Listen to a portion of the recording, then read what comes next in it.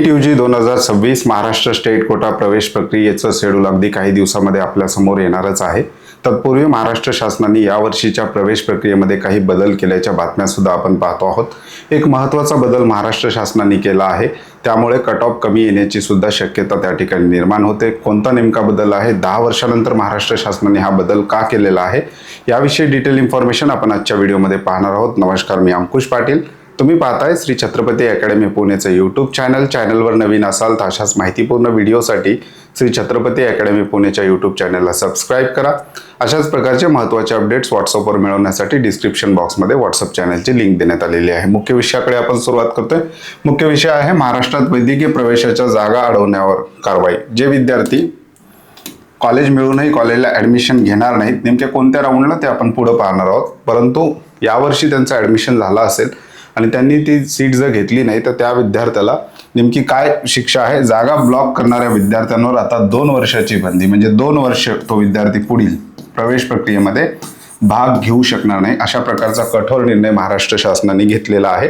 नेमकी प्रोसिजर काय आहे, नेमकी बातमी काय आहे, कोणत्या विद्यार्थ्यावर हे बॅन येऊ शकतं, हे डिटेल आता आपण समजून घेऊयात। तत्पूर्वी श्री छत्रपती अकॅडमी पुणेच्या ऑफलाईन पेड काउन्सिलिंगचे ऍडमिशन फुल झालेले आहेत। ऑनलाईन पेड काउन्सिलिंग त्या ठिकाणी चालू आहे।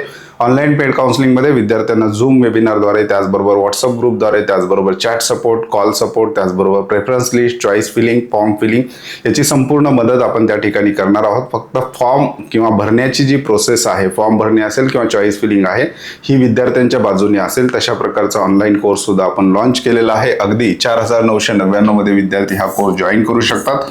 डिस्क्रिप्शन बॉक्समध्ये आमच्या कट ऑफ मंत्रा ॲपची लिंक दिलेली आहे। त्या लिंकवर क्लिक करून होम पेजवर पेड काउन्सिलिंग अशा प्रकारचा टॅब दिसेल, त्याच्यावर क्लिक करून हा कोर्स जॉईन करू शकतात।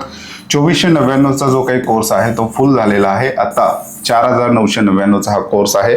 याच्यामध्ये 123 सीट अजूनही वॅकंट आहेत, विद्यार्थी या ठिकाणी जॉईन करू शकतात। ॲपची लिंक डिस्क्रिप्शन बॉक्समध्ये। ॲपमध्ये तुम्हाला कॉलेजचे cut off, latest update, preference list, त्याचबरोबर चॅट सपोर्ट इत्यादी संपूर्ण माहिती त्या ठिकाणी मिळणार आहे। पुढे जाऊयात। राज्य सरकारचा महत्त्वपूर्ण निर्णय, 2 वर्षाची बंदी, प्रवेश प्रक्रियेतून थेट बाद। प्रवेश प्रक्रियेत सहभागी होऊन मुद्दाम जागा अडवून ठेवणारे आणि शेवटी कोणत्याही महाविद्यालयात प्रवेश न घेणाऱ्या उमेदवारांवर पुढील 2 वर्षासाठी बंदी घालण्याचा अत्यंत कडक निर्णय राज्य सरकारने घेतलेला आहे। ही स्टेट कोट्याच्या काउन्सिलिंग प्रक्रियेसाठी नोटीस आहे। अगोदर काय व्हायचं, MCC काउन्सिलिंग प्रक्रिया असेल किंवा इतर स्टेटच्या ज्या काही काउन्सिलिंग प्रक्रिया आहेत, त्याच्यामध्ये जर विद्यार्थ्याला शेवटच्या राऊंडला एखादं कॉलेज मिळालं असेल किंवा शेवटच्या राऊंड पर्यंत एखादं कॉलेज मिळालं असेल आणि ते जर विद्यार्थ्यांनी त्या ठिकाणी जॉईन नाही केलं तर त्या विद्यार्थ्याला बॅन करण्याची पद्धत होती। परंतु महाराष्ट्रामध्ये तसा कुठलाही नियम अद्यापपर्यंत त्या ठिकाणी नव्हता। अगदी शेवटच्या राऊंडला विद्यार्थ्यांनी चॉईस फिलिंग केली आणि कॉलेज मिळालं आणि विद्यार्थी रिपोर्टिंगला गेला नाही तर त्या विद्यार्थ्यावर कसलीही कारवाई महाराष्ट्र शासन त्या ठिकाणी करत नव्हतं। परंतु आता मात्र महाराष्ट्र शासनाने हा निर्णय घेतल्याच्या बातम्या आपल्याला येत आहेत। 2 वर्षाची बंदी त्या विद्यार्थ्यांवर त्या ठिकाणी होणार असल्याचं म्हटलं आहे। राजपत्रानुसार गॅजेट नवीन नियम, एक गॅजेट सुद्धा आपल्याला सोशल मीडियावर दिसतं आहे। त्यामध्ये काय सांगितलेलं आहे, प्रवेश प्रक्रियेच्या शेवटच्या फेरीत निवड झालेले जे उमेदवार त्यांना मिळालेल्या जागेवर हजर होणार नाहीत किंवा प्रवेश घेणार नाहीत, ज्यामुळे ती जागा वाया जाते, असे उमेदवार पुढील 2 वर्षासाठी प्रवेश प्रक्रियेस अपात्र ठरतील। म्हणजे शेवटचा राऊंड, जनरली महाराष्ट्र राज्यामध्ये 4 राऊंड होत असतात। राऊंड 1, राऊंड 2, राऊंड 3 इथपर्यंत विद्यार्थी त्या ठिकाणी मिळालेली जागा सोडू शकतात। परंतु शेवटचा राऊंड जो असतो, वॅकन्सी राऊंड आपण ज्याला म्हणतो, तिथं विद्यार्थ्याला जागा मिळालेली असेल किंवा राऊंड 1 पासून तो होल्ड करत राऊंड 4ला त्याची सीट फायनल झाली असेल आणि तो विद्यार्थी जर ते सीट सोडायचं म्हणत असेल तर त्या विद्यार्थ्यावर पुढील 2 वर्ष त्या ठिकाणी प्रवेश प्रक्रियेमध्ये CET सेलच्या काउन्सिलिंग प्रक्रियेमध्ये भाग घेता येणार नाही, असं महाराष्ट्र शासनाने त्या ठिकाणी म्हटलेलं आहे। याच्या अगोदर एक निर्णय घेतलेला होता महाराष्ट्र शासनाने, ते आहे IQ कोट्याच्या ऍडमिशन प्रक्रियेसंदर्भात। याच्याबद्दल विद्यार्थ्यांमध्ये बरेचसे संभ्रम निर्माण होते। त्याविषयीचा डिटेल व्हिडिओ आपण कालच आपल्या यूट्यूब चॅनलवर अपलोड केलेला आहे, त्या ठिकाणी पाहू शकता। मॅनेजमेंट कोटा बंद झालेला नाही, फक्त कॉलेजच्या हातात जो शेवटचा राऊंड जात होता तो मात्र बंद करण्याचा निर्णय घेतलेला आहे। मॅनेजमेंट कोट्याचे ऍडमिशन जे आहे ते ऑनलाईन पद्धतीने पहिल्याप्रमाणेच त्या ठिकाणी चालू राहणार आहेत पहिल्या राऊंड पासून। परंतु शेवटच्या राऊंडला, म्हणजे अगदी शेवटच्या स्ट्रे वॅकन्सी राऊंडला किंवा महाराष्ट्र शासनाने एखादा राऊंड शेवटचा ठरवला असेल नोटीसद्वारे, तर त्या राऊंड पर्यंत विद्यार्थ्याला कॉलेज मिळालेला असेल तर तो कॉलेज विद्यार्थी क्विट करू शकत नाही। त्यामुळे विद्यार्थ्यांवर या ठिकाणी विचार करण्याची वेळ आलेली आहे की आपल्याला खरंच आपण ज्या कोर्ससाठी पार्टिसिपेट करतो आहोत तो कोर्स आपण त्या ठिकाणी करणार आहोत का, या गोष्टीचा विचार विद्यार्थ्यांनी 4थ्या चौथ्या राऊंडची चॉईस फिलिंग करण्यापूर्वी त्या ठिकाणी करायचा आहे. तिसऱ्या राऊंडपर्यंत विद्यार्थ्यांना कॅन्सलेशनची मुदत त्या ठिकाणी दिली जाते. कॅन्सलेशन नोटीस किंवा रिझाईन नोटीस महाराष्ट्र शासनामार्फत दिली जाते. परंतु एकदा चौथा राऊंड सुरू झाल्यानंतर विद्यार्थ्याला आपली सीट त्या ठिकाणी सोडता येणार नाही, अशा प्रकारचा निर्णय घेतलेला आहे. याचे परिणाम नेमके काय होणार आहेत ते सुद्धा आपण पाहूयात. नियमांमध्ये मोठा बदल, 10 वर्षानंतर हा निर्णय घेतलेला आहे. प्रदीर्घ कालावधीनंतरच्या पहिल्यांदाच महाराष्ट्र शासनाने शेवटच्या राऊंडमध्ये जागा अडवणाऱ्या विद्यार्थ्यांवर हा कारवाई करण्याचा निर्णय घेतलेला आहे. या निर्णयाचे मुख्य फायदे: जागा वाया जाण्याचे प्रमाण थांबणार. शेवटच्या क्षणी विद्यार्थी माघार घेत असल्याने ज्या जागा रिक्त राहायच्या त्याला आता पूर्णपणे आळा बसेल, हा एक मुख्य फायदा आहे.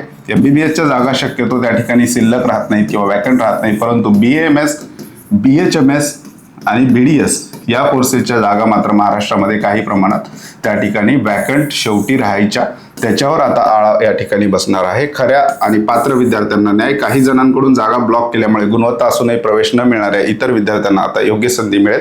याचा कट ऑफ कमी होण्यावर सुद्धा त्या ठिकाणी परिणाम होणार आहे. चौथ्या राऊंडला एखादा हायर मार्क्सचा विद्यार्थी तो त्या ठिकाणी चॉईस फिलिंग करायचा किंवा शेवटच्या राऊंडला तो चॉईस फिलिंग करायचा, मिळालेल्या जागेवर तो रिपोर्टिंग करायचा नाही. त्यामुळं त्याच्या मागचा जो मेरिटचा विद्यार्थी आहे त्याचं त्या ठिकाणी नुकसान होत होतं. आता त्या विद्यार्थ्याला त्या ठिकाणी संधी मिळण्याचे चान्सेस निर्माण झालेले आहेत.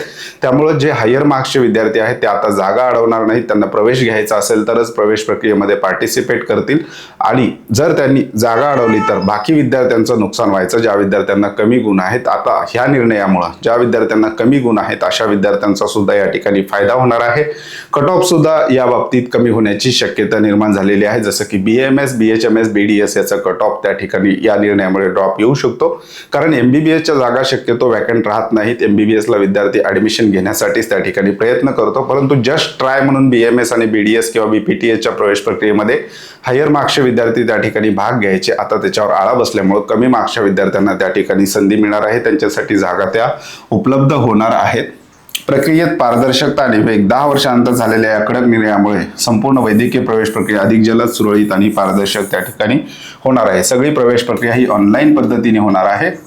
मॅनेजमेंट कोट्याचे सुद्धा ऍडमिशन ऑनलाईन पद्धतीने पहिल्या राऊंड पासून विद्यार्थ्यांना अवेलेबल असतील. फक्त कॉलेज लेवलला जो राऊंड व्हायचा वॅकंट सीटचा तो बंद केलेला आहे. मॅनेजमेंट कोटा महाराष्ट्र राज्यामध्ये त्या ठिकाणी चालू आहे. प्रायव्हेट सेमी गव्हर्नमेंट कॉलेजला मॅनेजमेंट कोट्याच्या सीट असतात, त्या पहिल्या राऊंड पासूनच विद्यार्थ्यांना भरण्यासाठी उपलब्ध असतील. हा एक महाराष्ट्र शासनाचे 2 बदल केलेले आहेत. जेव्हा CET सेलचं इन्फॉर्मेशन ब्रोशर येईल, ऍडमिशन प्रक्रिया सुरू होण्याच्या एक 3-4 दिवस आधी CET सेल या वर्षीच्या नियमांचं जेव्हा ब्रोशर काढेल त्यामध्ये आणखी काही महत्त्वाचे बदल आपल्याला दिसले तर त्या संदर्भातले सुद्धा महत्त्वाचे अपडेट आपण या YouTube चॅनल मार्फत विद्यार्थ्यांपर्यंत पोहोचवणारच आहोत. त्यामुळे चॅनलवर नवीन असाल तर चॅनलला सबस्क्राईब करून ठेवा. 4999चं हे जे काही 123 वॅकंट सीट आहेत याच्यामध्ये तुम्ही जॉईन होऊ शकता. ऑफलाईन पेड काउन्सिलिंग, ज्याच्यामध्ये विद्यार्थ्याचा फॉर्म भरण्यापासून सगळं आम्ही करत होतो, ती काउन्सिलिंग जी आहे ती पूर्णपणे आता क्लोज झालेली आहे.